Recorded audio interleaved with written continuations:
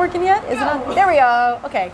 Hi. We've started our broadcast a little bit early just to make sure that everybody who wants to watch our 10 a.m. Facebook Lives is on board and watching. Nellie and I were talking. I was talking her ear off about Animal Crossing Nintendo, so which is really fun. And I have some opinions about it, but I'm sure our audience probably doesn't want to hear about those. And it is a very fun game. So since it is 10 o'clock, we'll go ahead and get started. Thanks for joining our Facebook Live. Of course, we're here at Lion Arboretum. My name is Hadley Anderson. I am the education specialist here at Lion Arboretum, and with me today is Nellie Sugii. She is our Hawaiian Rare Plant Program manager. And Nellie, why don't you tell us where we are today for our Facebook Live? Hi everyone. We're in the micropropagation lab at the Lion Arboretum. And what we do is we're a rescue and recovery program for the state of Hawaii to try to capture and preserve, I guess, and propagate the rare and endangered native Hawaiian plants, as well as some, I guess, significant Hawaiian agricultural crops like kalo and maia and uala. So yeah, so it's really fun. It's a different kind of technique where you're using aseptic or sterile techniques to try to preserve and save these plants. I can imagine that using sterile techniques to grow plants is a little rough, right? Yeah, it takes a little training. Well, I shouldn't say that. It takes a lot of trainings in my years, I guess, to learn this kind, but it's exceptionally rewarding. It is sort of like a different type of propagation you would use, or we use in the conservation community to save the ones that cannot be saved in a conventional method. So some of the conventional forms of propagation would include seeds. Yes. So part of the Hawaiian Rare Plant Program is that we do have a seed lab, right? Yes. And so we talked with Nate a couple of weeks ago about the seed lab, and so that falls under your auspices as well. And but if we can't get seeds from plants and we can't propagate them from big cuttings or things like that, that's how we would normally propagate plants. Right. We also rescue, I guess, seeds that are not like at the right optimal stage for storage, or they cannot be stored. Oh. So there are some that are what are called recalcitrant, where they have very short shelf lives, and then you can think about mango or lychee, where those wet fruits, right? Yeah, right. And then the seeds just don't store. So what we do is we can bring them into tissue culture or use tissue culture techniques to germinate and get seedlings. And you've worked in tissue culture for forever. Forever? I was doing this as an undergrad for a student help position all the way to now. So I always had kind of like my thumb in this. I never thought I'd do it for a career, but maybe for over 35 years now. So it shows my age. Life takes you in interesting directions, for sure. It does. Awesome. So any other things about the Hawaiian Rare Plant Program you'd like to share with the audience? Or yeah, we're just part of, I guess, the whole. We do the propagation and the germplasm storage, but there's a whole other group within this conservation community that makes a program like ours successful. And it's the people who do the collections, the people who help us administer funds or give us funds. This new building wouldn't exist without people donating, as well as our legislators and the University of Hawaii. So fantastic. It's a real working community. Oh, fantastic. Can you name some of our community partners that we have? I know that University of Hawaii, since we are under University of Hawaii, so we are a research facility.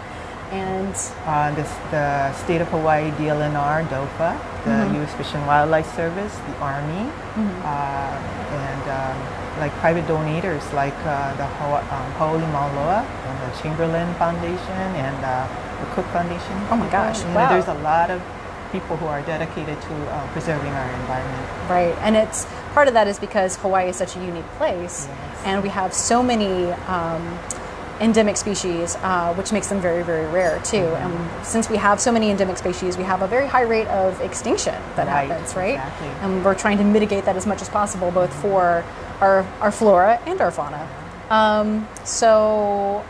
This is one of those really great programs, and you have some very, very, very rare and some very, very endangered things here in this laboratory. Yes. Yeah, some species we have more in here than there are existing and left in the wild.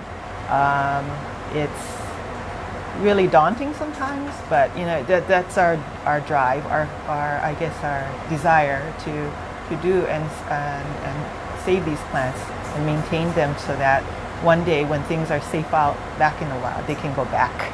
Yeah, that's the ultimate ideal goal, is that we can reestablish these plants in the wild. In your time here, have you been able to reestablish some populations? Yes, it's getting more and more. I think with us knowing more about these plants and with restoration efforts becoming so sophisticated, like through DLNR and the PEP program and the Army, that these plants do have a place to go back and be successfully reestablished. Fantastic. It's wonderful news. Yeah. It's still too little though, you know. I mean, I wish there were more, and you know, with more and more, I guess, factors that are affecting our plants, our environment, like climate change, or we have to really start thinking about doing more preservation. Have you seen an increase in plants that need preserving in your time here? I think Hawaii, being an island and having such a unique flora, you can think of everything being rare or somehow endangered. You never thought the ohia lehua would be. Because it was so abundant for so long. Yes. And then it just takes one disease to come through and then, you know, and have things threatened like this. So that's why we have the ohia log program and people driving to do research on disease resistance and seed storage. And does it help with micropropagation that the native plants typically tend to be very slow growing too? They tend to be suited for their environment. Right.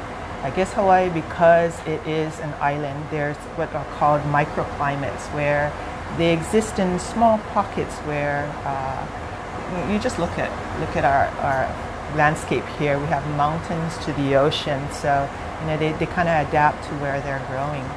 So when you take them out of that natural environment, sometimes they have a little bit more difficult time to grow.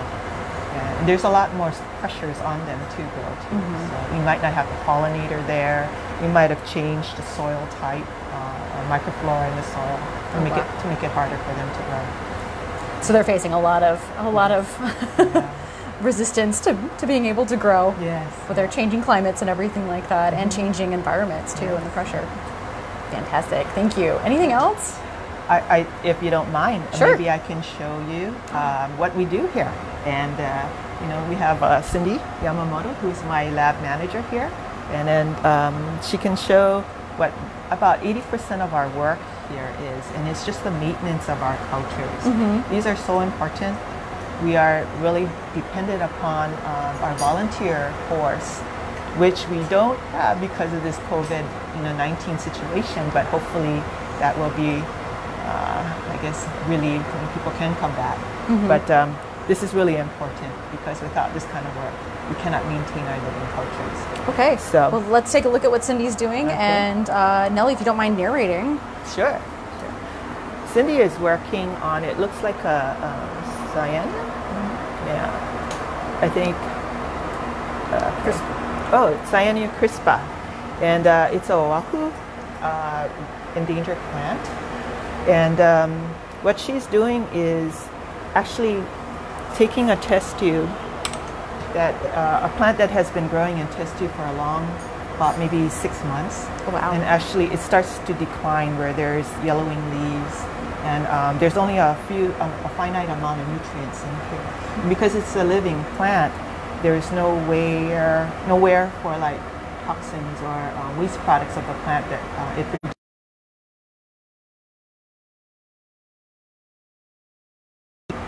Clean up the tissue and replant them into fresh media. And why she's working in a box like this is because it's a sterile environment in there. So we have HEPA filters where air is pushed through the top and it blows into a clean, sterile environment like this. And she doesn't use her hands, not like you would do in a greenhouse, but instead she's using sterilized tools to manipulate her tissue. This stage is where we can actually do cloning too. So if you think about like in a greenhouse where you could make cuttings of a plant or divisions of a plant, we're actually doing it on a micro level. So this is where we can propagate and make more and more and more plants. And that's why I said earlier that sometimes we have more plants of a certain species than in the wild, is because we have this capacity or capability of propagating more plants, as well as germinating seedlings that normally they might perish in the wild. Oh my goodness. Trying to think of questions to ask. But really important. It seems tedious and things, but it's kind of like you go into this kind of like Zen thing. You just work and your hands do it automatically after a while. I don't know how many audiobooks we all listen to while doing this too. I think since this COVID started, I must have gone through about 6 books already. Oh my goodness. So I'm catching up with my fiction here. So once you get, about how long does it take to get trained to be able to do something like this? It takes a bit. We can do a quick training, and most students that have like these in-service learning projects, we can train them in a couple hours, but our workforce, our volunteer workforce and our staff here, it takes hours to actually come to a point where it's sort of intuitive. You know how to cut. And what to look for, right? Yes, and it depends on the species or the type of plant you're working with too. So, do you have volunteers and student workers and even staff that specialize in different plants? Yeah, I think Cindy is like a really good clone. She does the cloning. So when cuttings and come in, she's able to establish sterile cultures out of cuttings. And Devin, he's a budding cryopreservation expert, soon to be. So he's receiving training as well as starting cultures to put into cryopreservation. Fantastic. Do we have a question or no? Just, okay. Excellent. So why don't we, since we have been watching Cindy do some of this amazing micropropagation here with her flaming scalpel and everything. I just saw the fire going this way. We're going to move into the storage area, right? And we're going to look at a little more closely at some of the plants that we've cultivated here. Okay. Awesome. Sure. Okay. So we're gonna move a little bit. Bear with us. Hold on.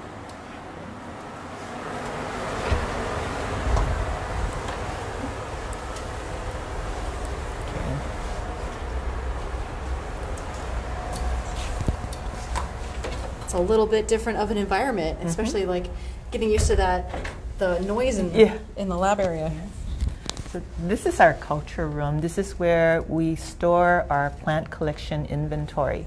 So I'm not too sure if you can see, but they're growing under artificial light as well as in an air-conditioned environment where so we really maintain and control the environment. And it's really important because these plants are growing literally under glass. And so we have to make sure they don't cook in there, that the temperatures don't get too hot, and provide enough light so that they can grow. So. Fantastic. Okay, let's take a look at some of your precious plants that we have in here.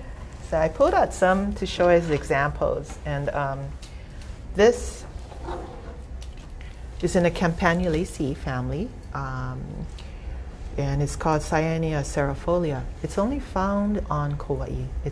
In other words, it's endemic.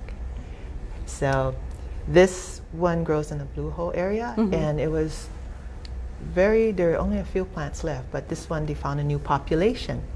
So now this is what the value of a lab like this is, where we can start collecting all the different genetic types, within the population, and keep them as cultures like this. If you look at this tray, you can see they all have numbers on top. So each number is a seedling line. So all the number 28s are clones of seedling 28. Yeah, I see we have like a whole bunch of number 7s over here. So they're all the same clones? Yes, yes.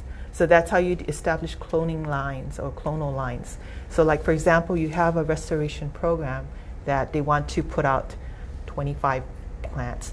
We can take one of these and still keep one in the collection as, you know, to preserve it. And these can go out into the greenhouse and get grown up for restoration. That's awesome. Yeah. We just got a question in. What is the rarest plant that you work with? Ooh. Oh my gosh. Is that hard to narrow down? Yeah, oh, there's so many. But I think this one might be one of them. This is Cyanea grimesiana. These are the ones that are extinct in the wild, and well, you can't get any rarer than that. You know, they're no longer here. Kokia might be one of the rarest, though, I think, that we worked on and had any kind of success with them. And that was done using immature seed, because they would abort before they become mature. So we had to actually remove the embryo and grow them on a nutrient media for them to grow. Oh my goodness. So those now, they're in a restoration site on Molokai as well as on Maui. So they're being propagated, as well as the seeds are coming to us to germinate them too. So I think that might be one of the rarest plants. But there's so many. This one is a wahoo species too. It's extinct in the wild. It was known from, I guess, the Koalau areas, but no longer. What kind of plant is that? I forgive my ignorance. Yeah, no, it's Cyanea grimesiana. It's in a Campanulaceae family too. Okay. There's quite a few Campanulaceaes in Hawaii. They're the most showy. They're very beautiful. I mean, they look very pretty in the test tubes, but they also look very tiny. Yeah, but this one is successful because it has been put out for restoration, and the plants have survived and are seeding and recruiting. And recruiting means that the seedlings are germinating in the wild population plots. So when you have this cycling, where you have from seed to plant to be reproductive and then seed again, and you get that cycling like this, that is a success. Yay! Yeah. Do you have any plants that you're particularly attached to? Oh, I don't know. I'm just thinking, like, you spend so long cultivating these different plants and stuff like that, and sometimes you do get to see them planted out in the wild and stuff like that. And so I was wondering if you had any kind of, I don't know, attachment, like, oh my gosh, they're my babies. The funny thing is, the one plant that I really love, and we don't even propagate it, and it's a pukiave. Okay. Because it's so tough. I mean, it's just this little shrub that you find on the ridge tops, and they're pretty common. But to have something that's cute with little berries and is so tough, they can live in some of the most extreme, I think, yeah, man, I want to be like that plant. We just got in 2 new questions. The first one is, can you talk about the process of acclimatizing them after deflasking? Sure. I wish I had samples for you, but it took a while for us to figure this out, but lo and behold, Kay Lynch, who is a fern expert, she came across this paper from Estonia, or I think it was Estonia of all things, where this horticulturist was using this simple technique of just rinsing off the agar and then putting it back into the test tube, if you can imagine, a clean test tube with just a little bit of water. And then just leave with the top open, and then just put it on the shelf for a couple weeks until you start to see the new growth and then the shoots. It gives the plant enough of a transition time and air space to toughen a little bit. So it really, really improved our success rate of moving it from the lab to the greenhouse. Wow. Nice. Yeah. And it's surprisingly simple. Surprisingly very simple, but it's been working real well for us. What's the next question? This next question, what can the public do to help with the protection of native Hawaiian plants? Ooh, if you want to, volunteer with your conservation organizations. I hate to be the preacher on the box, but I don't think there's enough, information or awareness that people have about how fragile our environment is. I think people look at our mountains and just see green and everything is fine, but the green, most of the plants are not native. So I think people have to be aware that there are native and non-native plants, and then sometimes to get a healthy environment, you have to bring the plants back as a community. You can't just do one and one and one. Also, there's you know, a lot of I know from personal experience, like, don't know exactly how different plants will change the chemistry of the soil and change the environment and make it inhospitable to native plants too. And that's when we go from a plant that's non-native or a species that's non-native to one that is invasive. It's actually damaging to the environment. So there's interesting things about that as well, and also just knowledge about what's a native species and what's an invasive species. Oftentimes, I think the public can't even name a native species. So I've come across that before as well. Just in education. You can take me for an example. You know, it's not like something that was within my education. You know, I grew up and lived in Hawaii all my life, but it was not taught to me to be so aware about our environment. And I think I'm really happy that now that Hawaiiana and in Hawaiian culture and in the environment part is part of the education curriculum. But you know, it really helps, because I think the message to the children, it brings it to the parents and so on. Right. Excellent. Well, I mean, that's a great note to kind of end on, since it is Asian and Pacific American Month here, which you obviously are, and living in Hawaii too. I feel that exposure to that culture is really, really important. I can speak from personal experience coming from the mainland that I was blown away by the involvement with the environment and, of course, the involvement with the native culture. And I think, of course, that can always just be increased and expounded upon, and the connection to the environment is super duper important too. So I want to thank you, Nellie, for all of your hard work that you're doing to help preserve native species, and especially for the past 20-something years working just in this lab itself. And thank you so much for coming on to Facebook Live with us today. Thank you for inviting me. Anytime. We might actually have to invite you back if we want to continue doing some of these live. So maybe next time we'll focus on a specific species, or if we have any questions that come into us, we'll be able to focus on something that you guys are interested in, and seeing the behind the scenes in the lab. A lot of people don't get to come back into the lab unless, of course, you're volunteering and have gone through many hours of training. So it's a real treat to get back here and talk with these folks. So thank you. So we're going to end our broadcast there. Thank you all so much for joining us. We'll see you next week. We're actually going to be interviewing Jess, who's our GIS. She works with our grounds department. It's going to be really cool. So if you have any idea, if you want to talk about any kind of mapping or anything like that, let us know. Let us send in some questions. So we'll see you next time. Ahui ho. Bye.